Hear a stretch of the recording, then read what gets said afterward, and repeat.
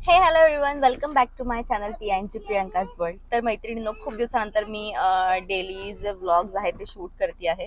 आणि आज असा निवांत मला वेळ मिळाला की मी तुमच्यासोबत काहीतरी माझी जी डेली व्लॉग्स रुटीन आहे किंवा माझं जे डेली व्लॉग आहे ते शेअर करू.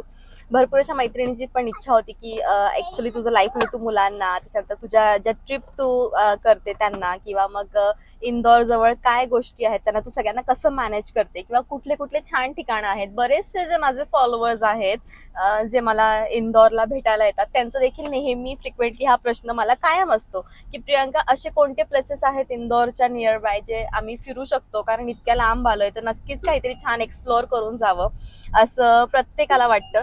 आणि त्या अकॉर्डिंग मी माझा आजचा जो व्हिडिओ आहे तो शूट करते आहे. सो आज आहे 21 मे. उद्या 22 मे म्हणजे माझा वाढदिवस, आणि नक्कीच हा व्लॉग आय थिंक तुम्हाला 22 मे पर्यंत बघायला मिळेल.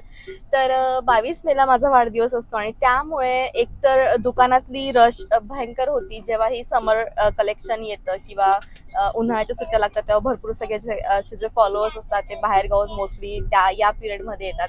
पण तरी सुद्धा एक दिवसाचा आम्ही विचार केला की आपण एक दिवस हा फॅमिली टाइम देऊयात आणि जाऊयात छान कुठेतरी फिरायला, काहीतरी नवीन एक्सप्लोअर करायला. कारण नक्कीच व्यावसायिक आणि दैनंदिन आणि आपलं जे लाईफ असतं त्यांना नेहमीच मॅनेज करून चालावं लागतं.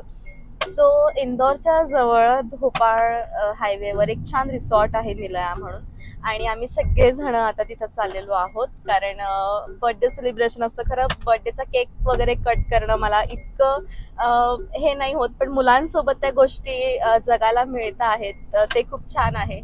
आणि माझ्यापेक्षा मुलं इतके ते एन्जॉय करतात केक कट करणं आणि त्या सगळ्या गोष्टी, त्यामुळे एक फॅमिली टाइम जो क्वालिटी टाइम असतो तो नक्कीच सगळ्यांनी स्पेंड करायला हवा. सो आता आम्ही निघालो आहे इंदौरवरून, आणि नक्कीच कसं कसं रस्त्यामध्ये काय काय होतंय आणि आम्ही कसं तिथपर्यंत जातोय.